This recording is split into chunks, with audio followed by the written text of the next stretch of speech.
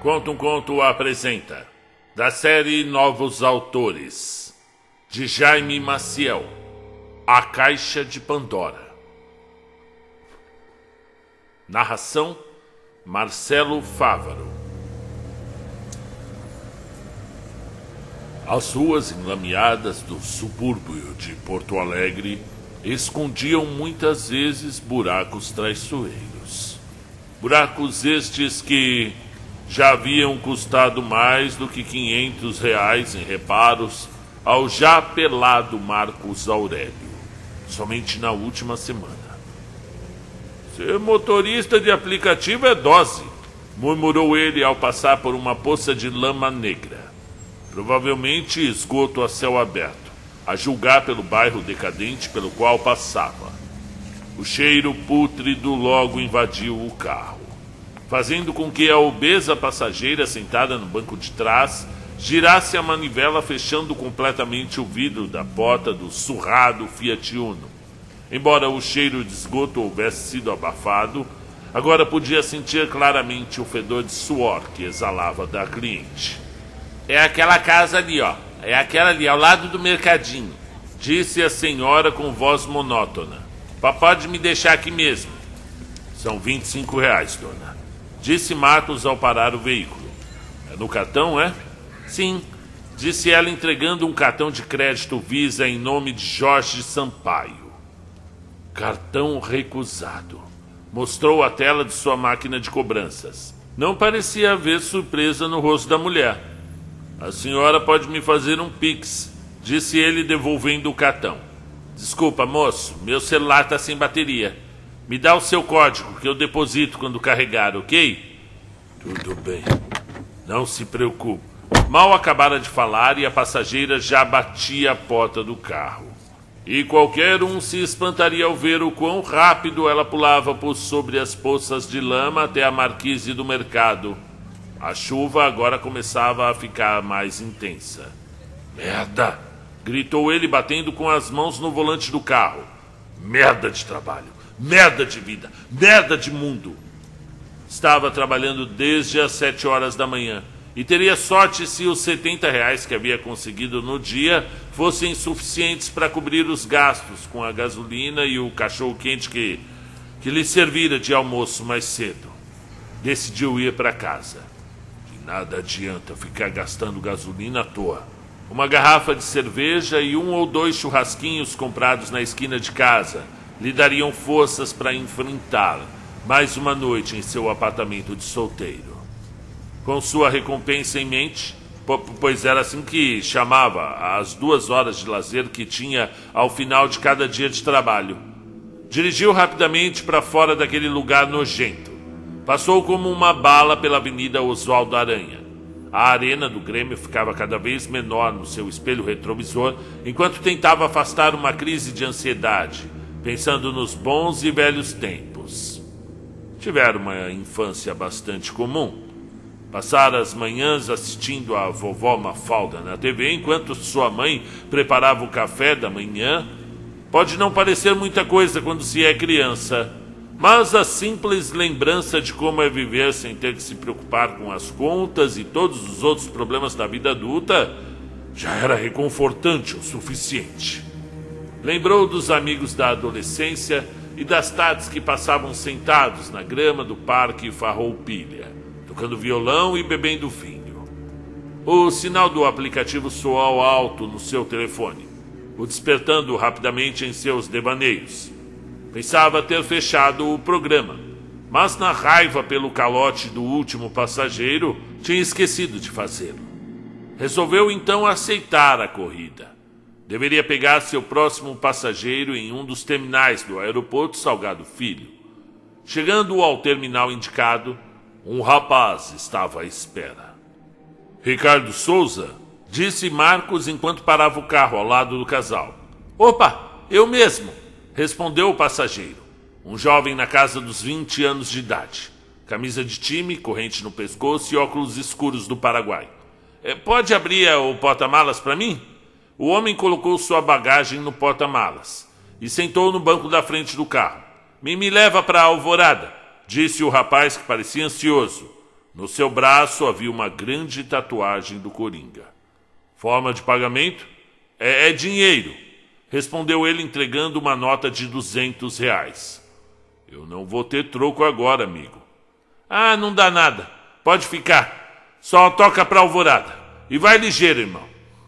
Naquele momento, Marcos Aurélio percebeu que, um Zé Droguinha, pagando 5 vezes mais do que o preço da corrida para ser levado para Alvorada, uma das regiões mais violentas da grande Porto Alegre, provavelmente não era boa coisa.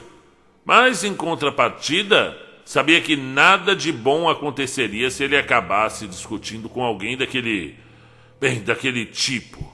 Sem dizer palavra, acelerou o carro e caiu na estrada, se sentindo um refém, mais do que um motorista. O rapaz estava ao seu lado e suava frio. Estaria ele sob o efeito de drogas? Pensou. Onde é que eu fui me meter? Dia de merda. Passou a mais de 100 por hora por vários radares eletrônicos, que cumprimentavam seu carro com flashes e mais flashes. A essa altura, ele só pensava em se livrar daquele passageiro suspeito e ir para casa. Mais rápido, cara! Gritava o passageiro, que, percebendo o estado emocional do motorista, resolveu usar isso ao seu favor. Fica na pista da direita! O carro 1.0 gritava de desespero. Contra o contagiros já no vermelho. Estavam quase chegando à Alvorada quando o rapaz apontou a saída, que levava até a cidade de destino, e disse calmamente: Entra na principal e pega a primeira rua à esquerda, disse o rapaz, que tirou um pequeno aparelho do bolso. Onde é que a gente está indo? Perguntou Marcos sem conseguir se conter. Eu não quero problema, hein, cara? Fica frio, você vai ver, respondeu o passageiro. E seu olhar agora era firme e compenetrado. Para o lado daquele poste, para ali.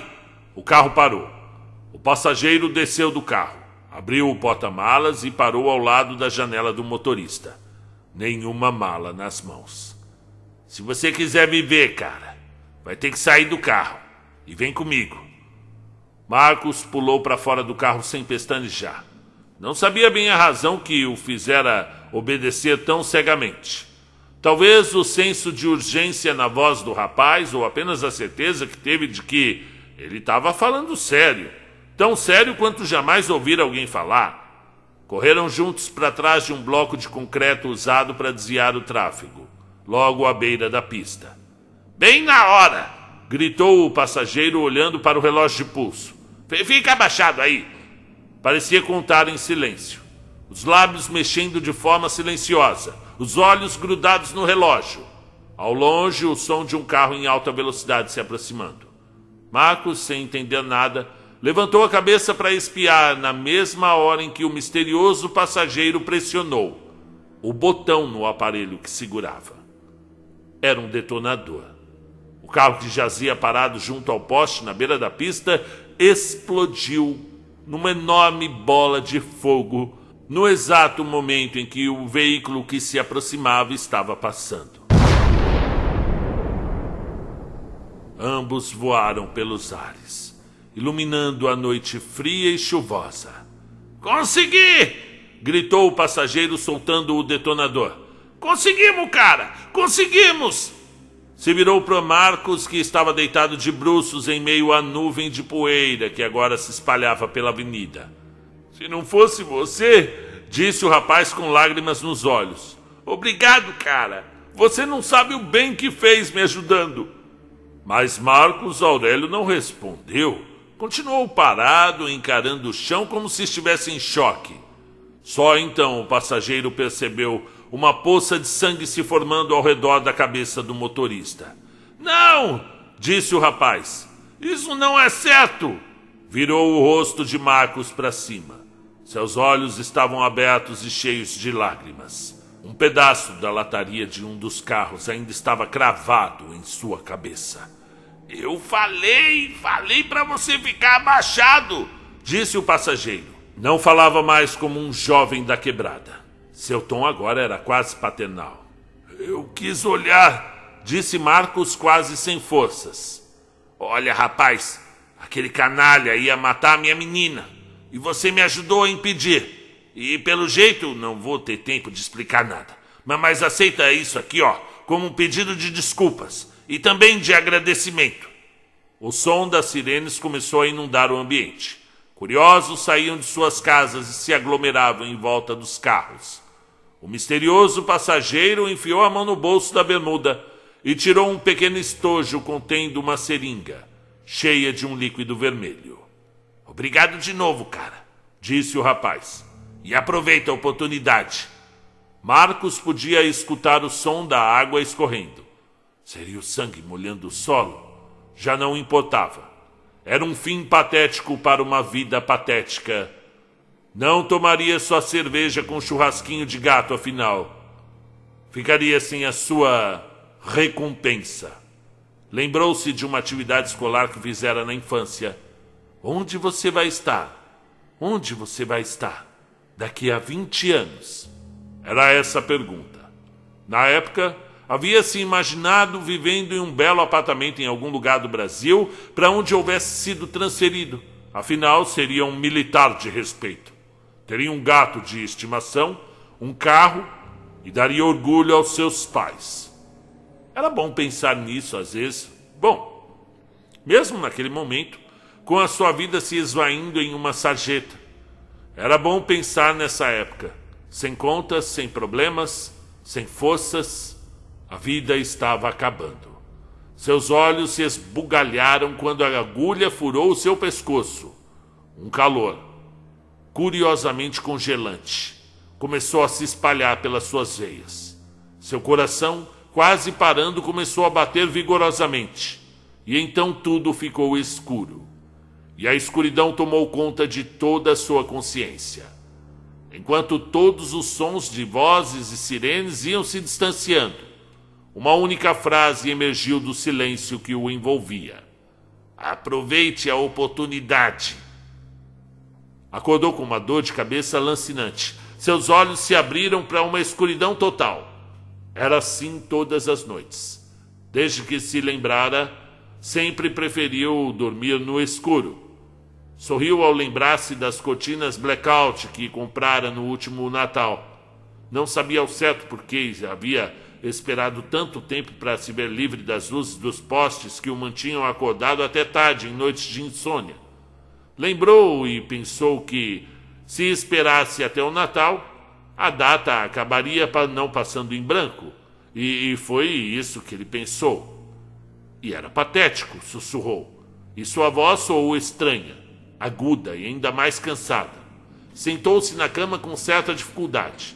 Embora estivesse cansado e com as têmporas latejando, sentia-se estranhamente bem disposto.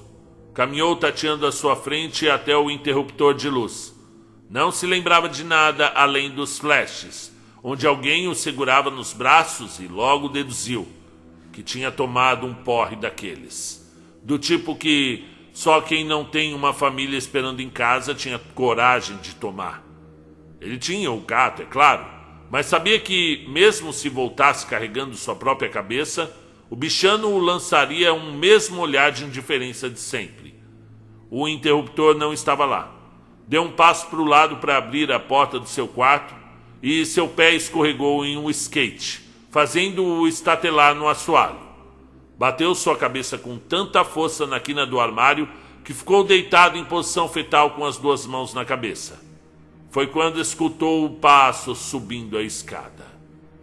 Ele morava sozinho há anos, não recebia visitas, muito menos visitas surpresas no meio da noite.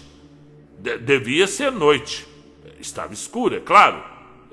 Na verdade, ele estava bem confuso. Os passos na escada se aproximavam com inegável urgência. Antes que pudesse decidir o que fazia, se escondia embaixo da cama ou dentro do armário. Sentiu seu peito congelar quando lembrou que ele nem ao menos tinha escadas em casa. A porta se abriu de uma vez com grande estardalhaço. "Marcos!" gritou a mulher ofegante. "Está tudo bem?"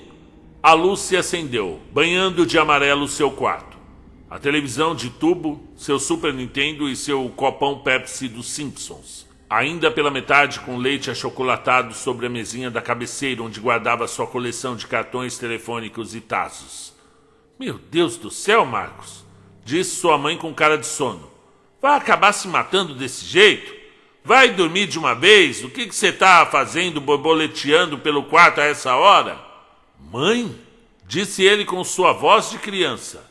Sim, pensou quem era quem? A vovó Mafalda, menino. Pôs-se de pé num salto. É claro que era sua mãe. Mas ela não se parecia nada com a senhora de 70 anos que tinha se acostumado. Ela parecia recém-chegada na casa dos 40. Talvez fosse até mesmo mais nova do que ele. Mais nova do que eu? Pensou Marcos olhando para suas mãos pequenininhas. Caminhou lentamente até o canto onde ficava o espelho. Seus passos curtos pareciam uma peregrinação naquele quarto gigantesco. Seus pés pisavam suavemente o chão de carpete, envoltos em um par de meias do Batman. Ele se lembrava daquelas meias. Quando olhou no espelho, já quase em estado de choque, pôde constatar o absurdo que se passara. Olhava para si mesmo, no auge dos seus 5 anos de idade. Estava no seu velho quarto, na casa onde foi criado por sua mãe. A mente ainda fervilhava com milhares de pensamentos, mas seu corpo parecia e permanecia inerte. Era a inércia, esta que só foi quebrada quando seus pés deixaram de tocar o chão. Sua mãe o erguera por debaixo dos braços e, em questão de segundos, estava de volta à sua cama, coberto e com um travesseiro fresquinho sobre sua cabeça. Sua mãe o virara antes de colocá-lo de volta à cama. Ela sempre fazia isso, lembrou. Tá dormindo ainda, murmurou ela enquanto terminava de ajeitar suas cobertas. Tem que parar de ver esses desenhos. Tá ficando muito agitado. Disse isso enquanto se afastava. Desligou a luz do quarto e desceu as escadas. Marcos Aurélio ficou ali parado, os olhos fechados, tentando processar tudo aquilo e, contra qualquer expectativa, caiu num sono profundo. Acordou como se tivesse dormido por uma semana.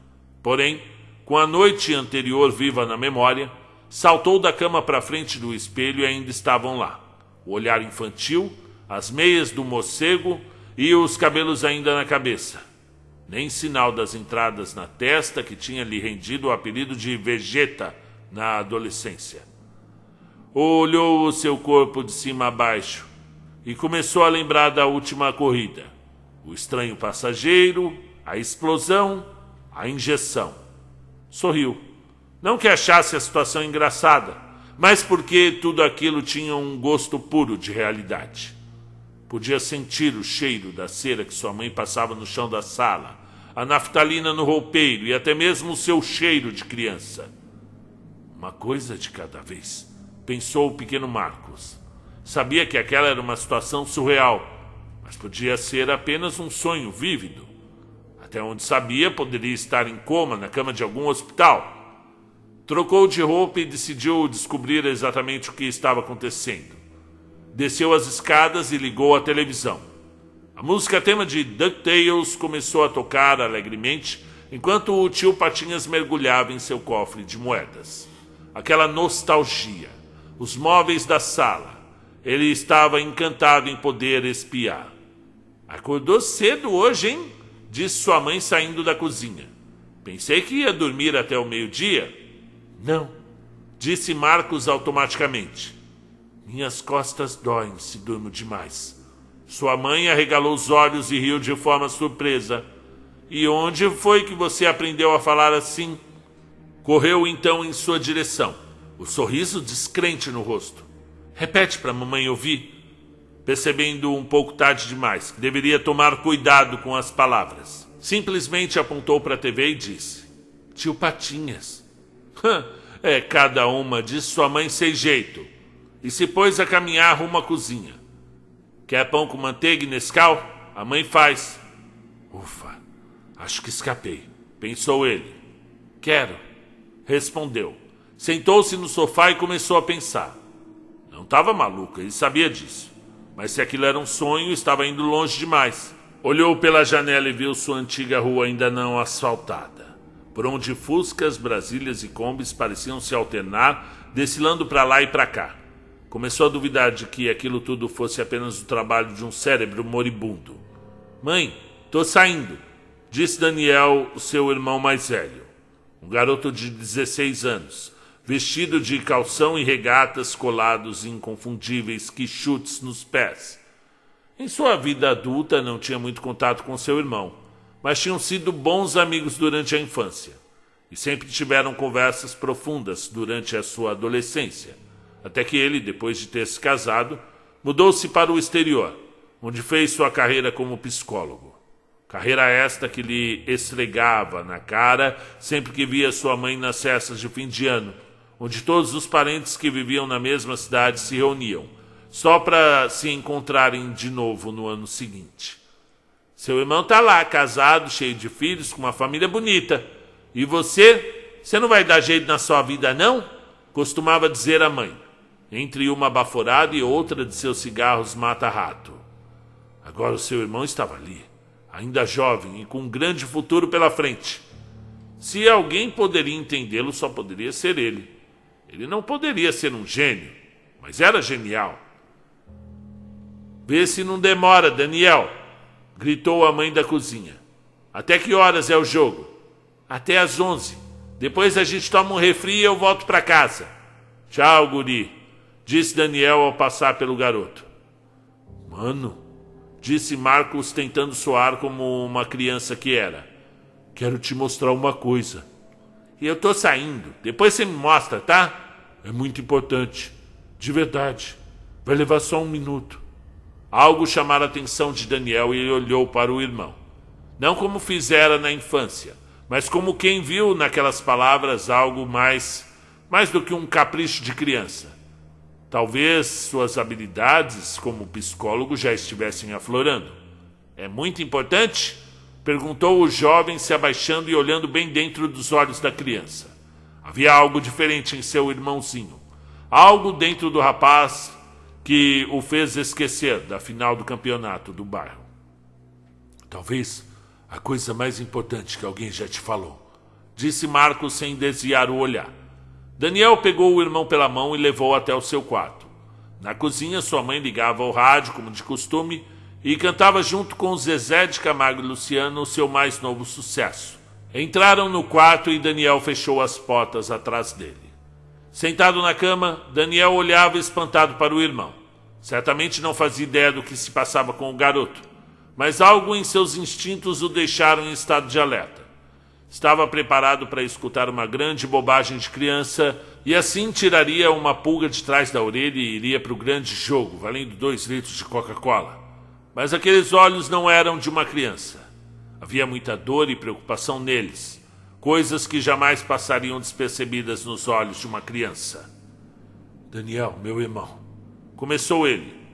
Eu não quero te assustar, mas sabendo que você é um cara inteligente, eu vou tentar ser o mais claro possível. Daniel era todo ouvidos. Imagine se você acordasse com 5 anos de idade, mas com a mesma cabeça que você tem hoje. Como se eu voltasse no tempo? Perguntou Daniel. Parecia perdido em pensamentos. Sim. O que você faria? O menino agora caminhava de um lado para o outro observando o irmão, que já não parecia achar estranho estar tendo uma discussão de cunho metafísico com uma criança recém-saída das fraldas. Eu impediria a Guerra das Malvinas. Ótimo, disse Mateus sorrindo. Tem certeza? Bem, seu olhar parecia agora preocupado. Eu não acho que alguém me daria ouvidos. Espera aí, voltou a encarar a criança. Você está me dizendo que veio do futuro?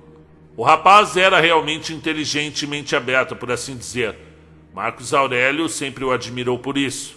Acreditava que se algum dia a Terra fosse invadida por alienígenas, seria com seu irmão que eles deveriam falar primeiro. Sentia orgulho dele por isso e estava agradecido por poder ter essa conversa. Bem, eu vim de 2022, para ser exato, aos 34 anos. Eu sofri um acidente, por assim dizer, e acordei ontem à noite no meu quarto. Ah, por isso a gritaria da mãe de madrugada, então? Exatamente. Daniel desceu da cama, ajoelhou-se na frente do irmãozinho e o segurou pelos ombros. Seus olhos brilhavam. Isso é fantástico, cara. Me conta aí, o que vai acontecer? Em que ano a gente está? Eu tenho uma noção, mas eu não tenho certeza.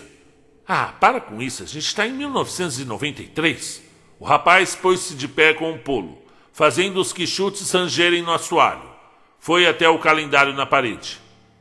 Hoje em dia, 14 de março de 1993, gritou ele correndo de volta para a frente da criança. O que vai acontecer? Eu não lembro. Como assim não lembra? Eu não lembro horas. Eu não sou professor de história e nem sabia que ia vir para cá. Se eu soubesse, teria trazido pelo menos um número da loteria. Eita! Diz alguma coisa que você se lembre então. Ou melhor, pensou com cautela. Diz alguma coisa que não seja muito importante. Por quê? Sabe que aconteceu muita coisa aí. Você não está entendendo. Dependendo do que você disser, eu vou me sentir responsável. Se você disser que a mãe vai morrer no ano que vem, eu não vou ter escolha, a não ser tentar salvá-la. Entendi. Você não quer desencadear o efeito borboleta? Credo!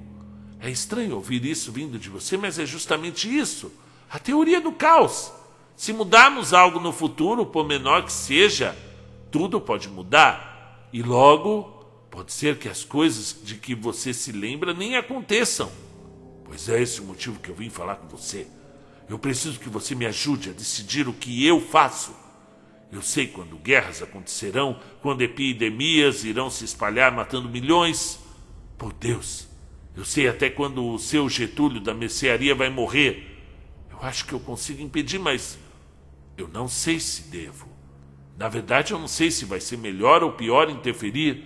E não sei se vou conseguir assistir a tudo isso em silêncio. Calma, Marquinhos, disse Daniel com ternura. Você não vai precisar carregar esse peso, né, menino? Não? Perguntou Marcos e agora as lágrimas começavam a escorrer pelo rosto. É claro que não. Naquele dia, Daniel não foi jogar bola com os amigos. Os dois irmãos ficaram conversando até tarde da noite. A mãe dos meninos achou essa aproximação tão repentina estranha no começo, mas como era belo ver os irmãos juntos. Os anos se passaram, e quando Marcos passou a frequentar a escola, se destacava entre as outras crianças pela facilidade com que fazia as tarefas e o carinho e paciência que tinha com os coleguinhas. Na adolescência, foi o menino mais popular da escola. Seu nome era sempre mencionado aos suspiros entre as meninas e não demorou muito para começar a namorar a moça com quem sempre sonhara em sua vida, a sua vida passada, ou seria sua vida futura, o futuro do seu pretérito. A ele pouco importava. Em determinada terça-feira, ele e seu irmão acordaram cedo e montaram um acampamento na sala. Daniel lançou um olhar encorajador para o irmão quando a primeira torre foi atingida na cidade de Nova York. Você fez a coisa certa, disse ele. Eu sei, mano, eu sei. 2 anos mais tarde, seu Getúlio, dono da mercearia, morreu depois de receber uma descarga elétrica. A companhia de energia havia cortado sua luz, e ele, indignado, tentara religar ele mesmo, como já tinha feito 1 ou 2 vezes antes. O velho era teimoso o suficiente para continuar subindo no poste, mas não esperto o suficiente para usar os equipamentos de segurança, o que terminaria com um escorregão e uma cabeça rachada. No dia da morte do seu vizinho, Marcos decidiu passar o dia com a namorada, e quando chegou, toda a comoção na vizinhança já havia parado. Como adulto, dedicou-se ao mercado financeiro. Comprou ações da Apple, da Tesla, da Netflix e muitas outras. Também soube vender as ações certas nas horas certas. Havia se tornado um homem rico e poderoso. Seu irmão, um psicólogo bem-sucedido e muito respeitado, tornou-se seu parceiro na pesquisa, onde investia parte dos seus ganhos em Wall Street.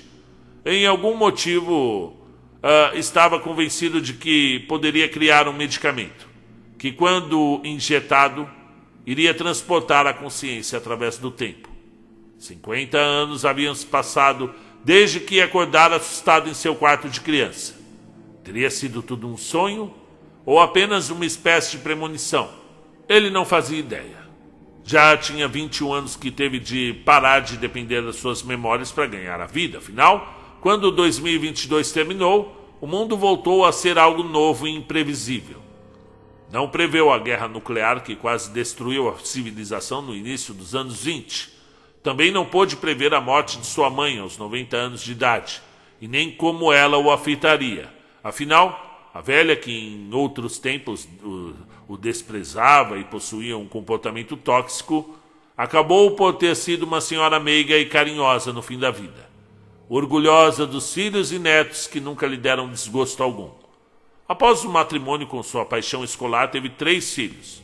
Uma moça, agora casada, grávida de gêmeos, um rapaz já saindo da puberdade e um menino de 6 anos. O grande dia havia chegado. Seu medicamento, no qual investira grande parte da fortuna, havia se mostrado eficaz quando um grupo de ratos de laboratório, ainda filhotes, começou a obter resultados perfeitos em testes que exigiam meses de treinamento. Os pesquisadores então concluíram que estes mesmos ratos seriam testados com a versão funcional do medicamento quando chegassem à vida adulta. Como cada grupo de roedores tinha uma data específica marcada para inoculação, bastou conferir no calendário qual seria a data do teste para descobrir qual seria a fórmula que mudaria o mundo. Poderia finalmente resolver o mistério que o enviara ao passado. Aquele passageiro estranho que levara em seu último dia como motorista era certamente um viajante. Pensava nisso quase diariamente. O viajante havia escolhido mudar algo no passado, causando aquela explosão, e com remorso por tê-lo ferido de morte, o abençoara com uma dose. Agora, bem, estava prestes a abrir o cofre com a fórmula correspondente e apresentar ao mundo a solução para todos os problemas. Certamente venderia por muito dinheiro se, sendo mais rico, poderia investir ainda mais em suas pesquisas. Sonhava em poder voltar quantas vezes quisesse. Imagina, querida, disse ele certa vez à esposa, viver uma vida inteira de alegria e prosperidade. E ao final, começar tudo de novo. Eu não ia querer viver minha vida de novo, dissera ela. Sentiria a falta de você e das crianças. Poderíamos nos conhecer de novo, mas aí já não seria mais você. Seria um velho de quase 200 anos, não seria? Essa questão ainda o perturbava. Estivera muito envolvido em suas pesquisas nos últimos 20 anos e decidira não perder tempo pensando nas consequências, dilemas e paradoxos envolvidos em seu experimento. Havia dado tudo certo para ele, e isso era o que importava. Caminhava pelos corredores de sua mansão, cantarolando a combinação do cofre mentalmente. Não confiava em ninguém. Se aquilo era algo equivalente à viagem no tempo, talvez até uma porta para a imortalidade, não deixaria esse fardo sobre a responsabilidade de terceiros. Abriria ele mesmo o cofre com a mesma senha idiota que ele costumava usar em seu e-mail de login do Uber. Milionários, governos e organizações no mundo inteiro venderiam a alma para obter esse conhecimento. Ele se tornaria a pessoa mais rica do mundo e certamente descobriria uma forma de voltar, quantas vezes quisesse, para quando quisesse. Bastaria memorizar a fórmula inteira, voltar e começar outra vez. Para ele aquilo não era ganância, era apenas uma forma de seguir o conselho dado por seu passageiro décadas atrás. Aproveite a oportunidade. E ele estava aproveitando. Nada mais justo que compartilhar esta dádiva com a humanidade. Se algo desse errado, ele sempre poderia voltar. Era o plano perfeito. Papai, disse o pequeno Alan, puxando a manga de seu paletó. Oi, filho. O papai tem um carro esperando lá fora. É rapidinho, vem ver. O sorriso de um filho era irresistível. Seus cabelos castanhos cobriam seus olhos, mas o sorriso estava bem visível. Seguiu o menino pelos corredores até o seu quarto. Em cima da cama havia um bilhete escrito numa bela caligrafia. É para você, papai, disse a criança. Marcos sentou-se na cama com um sorriso no rosto. Abriu o bilhete e ele dizia: Pai, eu te amo muito. Sou grato por tudo que você fez por mim e por nossa família. E, por favor, me perdoe. Meu filho, é claro que o pai perdoa. Vem aqui. Me conta, o que aconteceu? O que você fez? Quem te ajudou com esse bilhete? Disse Marcos Aurélio, estendendo o braço para o filho, que o abraçou chorando. Me perdoa, pai. É o único jeito. Um lampejo de compreensão invadiu sua mente em seus últimos momentos de vida. O cofre com a fórmula jamais seria aberto. Se fosse arrombado, e seria, os documentos seriam imediatamente incinerados. Sem aquelas informações, a que nenhum cientista tinha total acesso, estaria tudo perdido. Com a lâmina fria cravada em suas costas, olhou com ternura para o filho que acabara de o apunhalar. Pai, me perdoa, pai, dizia o menino girando o punhal. As lágrimas, porém, eram sinceras. Você ia abrir a caixa de Pandora. Eu te perdoo, filho, sussurrou Marcos. E eu sinto muito. Fim do conto. Muito bem, que criatividade, hein, Jaime? Esse escritor chamado Jaime Davi, vocês podem procurar o canal dele. Ele tem um canal no YouTube também chamado Domínio Público Audiolivros. Então ele lê também algumas obras, tem uma interpretação bacana. Acabou de completar 1000 inscritos e eu espero que tenha muito mais. Inclusive vou deixar o link dele aqui no primeiro comentário para que vocês tenham a oportunidade de ouvir histórias na voz dele. Esse meu amigo, primeiro que eu acho interessante o tipo de pessoa que se aproxima da gente para conversar, para bater papo, para falar da vida, para dividir experiências e não apenas com anseios profissionais, ok? E esse aqui não foi o caso. Primeiro a gente fez uma amizade bacana, conversamos por alguns meses e foi nascendo naturalmente nele a vontade também de ler histórias e eu incentivei bastante, viu? Tem pessoas que se aproximam, nunca fez nenhum comentário no canal, não ouve o canal, conta um conto, nunca comentou. E chega em mim, Marcelo, tô com um livro aqui, que queria que você narrasse para mim. Você não quer fazer esse trabalho, não? Eu falo, não, poxa, poderia eventualmente sim narrar, né? Mas se eu quiser mandar no e-mail, tenho alguns escritores que são bem presentes no canal, que participam, que gostam de ouvir, gostam de audiolivros e que estão na frente, né? Então, às vezes o escritor fica até meio chateado comigo, mas é uma questão também de afinidade, né? A gente não está falando aqui apenas de profissional, mesmo porque esse é um projeto que financeiramente não agrega tanto assim quanto agrega de forma intelectual, como promove, eu sinto o meu pensamento dilatar. Quanto mais eu leio, mais eu consigo entender a humanidade, mais eu consigo me colocar no lugar do outro. E o Jaime é um cara muito simpático, muito cordial, e sempre que a gente bate papo eu fico muito feliz. E ele sempre me conta aí como é que tá lá no meio da nevasca dirigindo os caminhões, né? Então eu acho bem interessante quando ele resolve me contar. Tá narrando agora o 1984 e eu gostaria de ouvir na voz do Jaime, ok? E ele me mandou esse conto há algum tempo.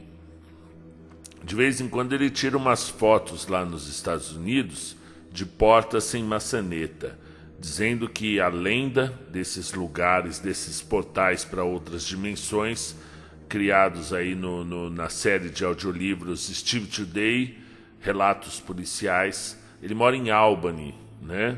E no estado de Nova York. E é isso, meu amigo. Gostei do seu texto, gosto de conversar com vocês. Sempre que puder, vamos trocar figurinhas, ok? Até a próxima.